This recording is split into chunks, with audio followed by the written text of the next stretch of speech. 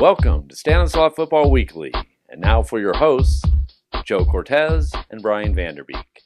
Hi, welcome to the show. I'm Joe, this is Brian, and Brian, we're done with the regular season, and now we're focused solely on the Sac Joaquin section playoffs. This is great. This is the 43rd year of the Sac Joaquin section playoffs, which means it's only the 38th year since I played in the D3 section final. Wow. Yes, I'm old. Yes, I'm old. How'd you guys fare in that? Like I said, I played in a D3 section final. Had we won it, I would have said we won a D3 section title. I didn't mean to pick it over. That's okay. It's a deep wound that you just brought back up. Well, let's get started with Division One. We've got 5 teams: Modesto, Merced, Pittman, Turlock, and Grigori. Yeah. Well, let's start right off with a little bit of news that we have, because the Modesto-Franklin game has been moved to Saturday at 1 o'clock, if you haven't heard that yet. So they can play that at Downey High on the artificial turf there, so they don't have to play at either Grigori or Johansson. One of the mud pits. One of the mud pits, and I haven't seen those fields. I don't know how bad they are, but that game is 1 o'clock Saturday at Downey High School. The good news is that they're playing at Downey High under the sun. The bad news is that goes right up against MJC's season finale at 1 o'clock. And a lot of other things on Saturday in the section playoff world. Absolutely. Soccer, volley, water polo, cross country, it's all going on Saturday. Super Saturday. Super Saturday, as we call it. But yeah, Franklin's 6-4. Don't let that record fool you. Their combined record of the teams they've lost to is 34-5. Yeah. This is a tough first round. They lost to Bellarmine of San Jose. They lost to Grant, Elk Grove, and Jesuit. Yeah, no shame there. That's a gauntlet. That is. That's a gauntlet. But so let's pick that game. I'm going to go ahead and go with the Panthers. Mm-hmm. They're playing at home. I think they're really want to get that first playoff victory in program history. Mm-hmm. I like the Panthers. Yeah, they're one of the 4 schools in the playoffs this year looking for their first playoff. From the district this year, looking for their first playoff win. Modesto 0-6 all-time. Oristimba also 0-6. Pacheco 0-2. Stone Ridge Christian 0-1. And you know I always pick the Panthers. You do, because my sons went there. Your sons went there. Absolutely. Hey, they've got a kicker now, Julio Corona. Who I saw play soccer. Yeah. Yeah, and he was 8 for 8 last week in PAT tries, and not just 8 for 8. I mean, he nailed them. Yeah. Remember, lack of a kicker is what hurt the Panthers in the 35-32 loss to Downey. Yeah. Had they had a kicker, a reliable kicker that night, they might try to go for the field goal, and who knows what happens. Mm-hmm. But that's going to help them going on. Let's move down to your alma mater here, taking on Tokay, and that game will be at Golden Valley High. At Veterans Stadium. I'm going to go with the Bears, of course, but I think they've just got too much for Tokay of Lodi. Yeah, of all the teams, the 5 teams, local teams in this bracket, Merced is the easiest one to pick at home. I like them also to beat Tokay. Mm-hmm. Now we've got some teams that are going to travel here. Pittman goes all the way to Napa, and I think this is going to end Pittman's season right here. I don't. I'm picking Pittman. Oh. You know, Pittman has made the playoffs 6 years in a row. Mm-hmm. A lot of these kids on the roster have a lot of playoff experience. Mm-hmm. Not that Napa doesn't. They've made the playoffs 13 years in a row, but they've lost their last 4 playoff games. Right. I think the trend continues. I think Pittman's tough enough to go up there and get it done on the road. I just wonder the scars off taking the beating in the Harvest Bowl last week. Sure. That has to leave a scar. It's a very quick bounce back, and then have to go on the road for a very tough Napa team. I think it's going to be too much for the Pride. Turlock has to travel to Tracy in a rematch. These teams met September 26th. Tracy won at Turlock 43-41. Turlock on a roll. I think the opposite of what I just said about Pittman. Mm-hmm. I think Turlock takes momentum from that Harvest Bowl win and wins at Tracy. I do too. It's a tough trip, but I think Turlock's going to get it done in a battle of the Bulldogs. Speaking of tough trips, and Grigori's going to take one Saturday morning to play at Jesuit. Congratulations, Grigori, on making the playoffs for the first time in school history. Absolutely. And enjoy yourself. It's going to be a very, very tough weekend, but just enjoy the moment. Do your best, as I'm sure they will. You know, Jesuit has a lot of top-flight victories against some really tough league opponents and some a multitude of playoff qualifiers. Their only losses this year are to De La Salle and Grant, the #1 team in our Division II bracket. Speaking of Division II, start right off with Grant. And Grant making its 24th straight appearance in the playoffs. That's the longest streak in the Sac Joaquin section. The second longest streak, Escalon, 17 straight. Calaveras had 17 straight going into the season. That was the longest streak broken this year when they lost last weekend to get bounced. Central Catholic is at 14 straight. Grant is hosting Patterson in the first round, and that's just a very, very tough matchup for Patterson to go up there and face Grant. Absolutely. Patterson's had a really good season. They're 7-3. In fact, this is one of a handful of games where the teams have a combined record of 17-3. That's the best combined record, and these teams have also combined for 94 playoff appearances. Wow. 74. Grant pulling the weight there. Grant 70, Patterson 24. Grant is led by running back Deshaun Collins, who had 275 yards rushing last week and 4 touchdowns and a 52-14 romp over Jesuit. Yeah. The only other team to beat Jesuit like that is De La Salle, 63-0. So it kind of tells you what class Grant is in and what what Patterson is getting itself into here. Well, and right below that in the same bracket is the Downey Antelope game, which means the winner of that game gets to travel to Grant the following week. Antelope is an interesting matchup for Downey because Antelope is 7-3, all 3 losses to playoff teams. Very good balance. They complete 62% of their passes. Very impressive. They average 20 passes a game. They also average 6.4 yards per rush and rush the ball about 2/3 of the time. Very, very good balance. If they can control the ball on the ground, of course, that's the key to beating Downey, is just to keep away against them. Keep them on the sideline. Having said that, Downey is just such a unique team to have to play in the first round. Yeah, Antelope and Downey are a lot alike offensively, but I doubt Antelope has anybody like Jacob Magana, the man of steel. Man of steel. He came through with 3 interceptions last week, and he's a tough little player. You know, this is kind of a tough seed for Downey. Number 8, they were 9-1 champions of the MMC, and they get knocked down to number 8. That's because of Stag High and Turlock. Turlock got in with its win over rival Pittman. It would have been out had it lost. Stag needed about 14 things to go its way. Got them all. They're in the Division 1. That pushed Del Oro and Grant into the D2 bracket. Thank you very much. Yeah. And it kind of hurt Downey. Well, also, I think they deserved a better fate. And they probably did. This year's Downey team probably did, but if you're on the committee, you look at the record of the MMC historically in the playoffs, and that does have some weight. Absolutely, and Downey coach Jeremy Plow said as much. Absolutely. You know, until they start winning first-round games, it's going to happen that way. Well, I think they will this week. I do too. Yeah. Moving on to Division 3, this is just such a terrific bracket for local teams with seeds 2, 3, and 4. All from our area. All from the VOL. Yeah, from the VOL, and all 3 of them get home games, of course, at 2, 3, and 4. 2 home games if they win. Manteca hosts Vanden, and I think the Buffaloes roll in this one. I agree. Oakdale is hosting Pacheco. Great season for Pacheco. Very disappointing loss on Friday to Los Banos. This could be an interesting game. It'll be actually the game I'm covering Friday night, but I like Oakdale in this game. I like Oakdale too, but I think Pacheco's going to give them a tussle. Yeah. They're physical, and they're very good. Yeah. But it'll be Oakdale. Yeah. And then Sierra against Rosemont. I know nothing about Rosemont. I don't even know where Rosemont is. It Roseville? Where is Rosemont? I'm guessing. I don't know. Yeah, there's the Rosemont Horizon. It's suburban Chicago. In Chicago, where DePaul plays. Let's go with Sierra and let's get Rosemont out of our hair. How about that? Okay, but going on though, it's very interesting the way this bracket sets up. You could have a semifinal of Oakdale Sierra. That's right. If both teams win their 2 projected home games, that's what we're going to get. And I think they will. I think Oakdale and Sierra in one semifinal. I think Manteca, Inderkum in the other. Oh.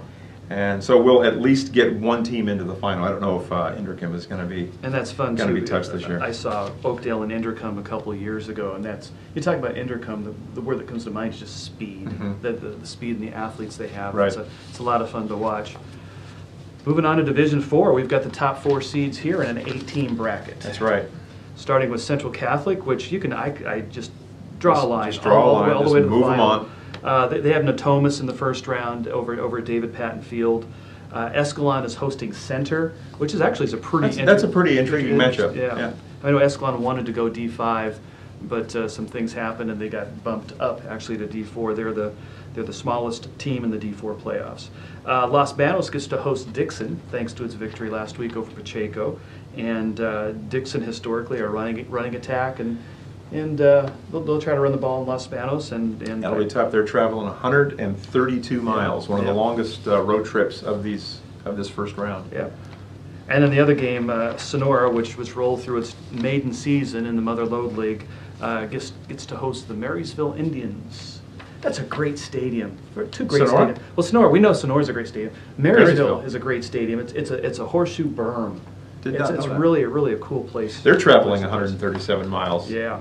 Yeah. You know, they were a first-round casualty last year, 75 zip to Central Catholic. That's right. I would imagine something close to that this year. Yeah, That's a tough trip. Sonora could roll it up on them.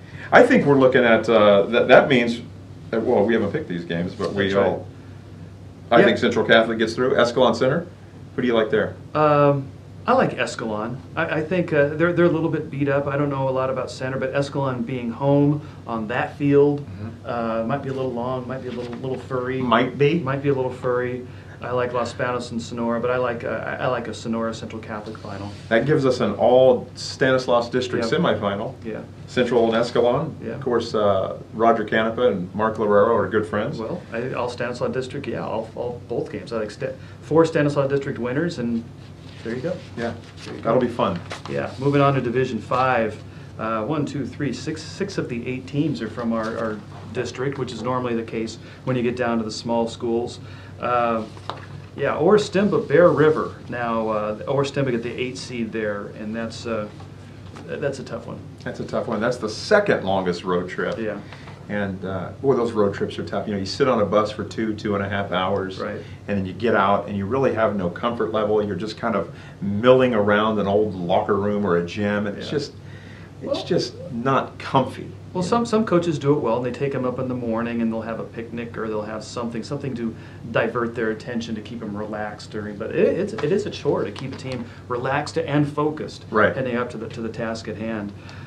Really, the most intriguing matchup here in this is the 4-5 game at Houston, with LeGrand going to Houston. That's a very, very interesting game.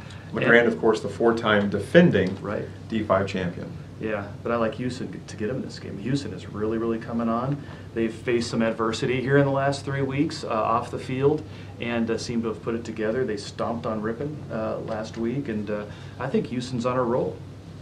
I'm going to go with LeGrand in this game. I'm just going to ride the LeGrand train until somebody knocks me off the track there. Moving further down the bracket, Amador at Mariposa, and a little Highway 49 showdown there. That's right. Amador got into to these playoffs thanks to a victory over Calaveras last weekend. And they got the 6th seed, Mariposa the number 3 seed. Mariposa just always, I've said this 1,000 times on this show, Mariposa just a tough place to play. Yeah. And I like the Grizzlies. They got a lot of offensive weapons. In this one. And then, I like the Grizzlies as well. And then you've been talking about road trips. The longest road trip in the section first round. That's right. 151 miles that Somerville has to drive to get to Colfax, and 151 miles, not happy miles coming back. That's a tough matchup. That is a tough matchup. That gives us LeGrand Mariposa as we see it in the semifinals. Wouldn't I love to see those two ancient rivals in a section final?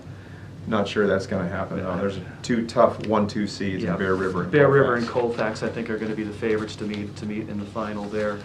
And yeah, that was 5. So let's move on to 6. We've got 3 teams in 6, and I think this is just all set up for a rematch. Cap Christian, the number 1 seed. I agree. Modesto Christian, the number 2 seed. Modesto Christian lost to Cap Christian by a point earlier this year, and I see a rematch, and I see Modesto Christian. I can take this all the way through the Great Bowl on November 29, the Saturday after Thanksgiving, and call a Modesto Christian section championship here. I agree. MC lost 23-22 in that was their week 1 game. Yeah. And they fumbled. They had a goal line stand to stop and keep Capital Christian out of the end zone. Then they fumbled the ball back, and CC was able to go in and win that game by a point. but I don't see them doing it again. No, Modesto Christian is just on a roll. They've got the offense going. They covered a little new wrinkle last week against Escalon. They just rode when they were out of that shotgun wing tee, when they put a receiver in fly motion and just use him as a lead blocker, pull two fullbacks. So you have the tackle on the left side or on the weak side, strong side, whatever they run it. The tackle, two fullbacks, the fly guy, and to lead the quarterback on just a student body left, student body right, and they just bulldozed Escalon at the whole second half. Wow. It was just a lot of fun to watch, not for Escalon's standpoint, but just the way they discovered something during the course of the game. It's always fun when high school teams do that. Absolutely. Ripon Christian has to travel as the 5 seed to Golden Sierra. These are always toss-ups. Ripon Christian's playing well. I really, really like this. For my money, this is Ripon Christian's best ever football team. Certainly the most physical team they've had. I like them to get through in this first round and face Capital Christian, and that's probably where it ends for them. Gustine has to travel to Sacramento to face Bradshaw Christian. Interesting game. I think Gustine has a shot in this game just because the strength of schedule has been stronger than what Bradshaw Christian has had.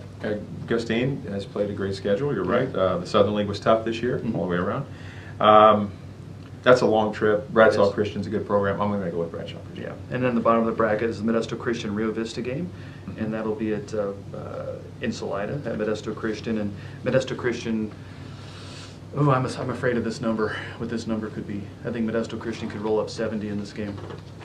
I think so. I think so. Against an 8-2 team. Yeah, I just think Modesto Christian's offense is just really rolling that well. MC Rio Vista is another one of those matchups where the teams have a combined 17-3. But I think you're right. It's not going to be close. Yeah. Well, we have one game in Division 7, and that's Stone Ridge Christian is hosting Forest Hill. Forest Hill, 3-7. Makes the playoffs, but they're the third place team. That Division 7 is just filled by where you finish in your league, and they finished in third place in the Sacramento Metro Athletic League. The small. Yeah, the small. It fits. That's right. Yeah, I looked at that. That did not dawn on me to call it the small. Well, probably it dawned on you to call it the smal. The smal. Yeah, that's right. That's right. But they will play at Castle Field in Atwater, which allegedly exists. It does. No, I actually looked at a map, and there it is. I saw it on a Google map, and there's a little football field, a couple of softball fields right there, and I assume that's on the old Air Force Base. That's right. That's right. Yeah. I like Stone Ridge Christian this game, and then next week they'd have to go and play Delta High of Clarksburg, the SMAL champion, which is going to be a pretty tough place to play. That's right. Yeah. Yeah. Are we done? I think we're done. Yeah, and playoff time. It's always fun. It's always fun for us because the Friday night games are guaranteed to start at 7 o'clock. That's which right. We absolutely love. It's very dear to our heart to start at those times. And you got anything else to say? Well, we need to kick it to some photos, don't we? Well, that's right. We had a lot of photos from last week. Always do. So while you're pondering who to pick in your brackets, take a look at these photos.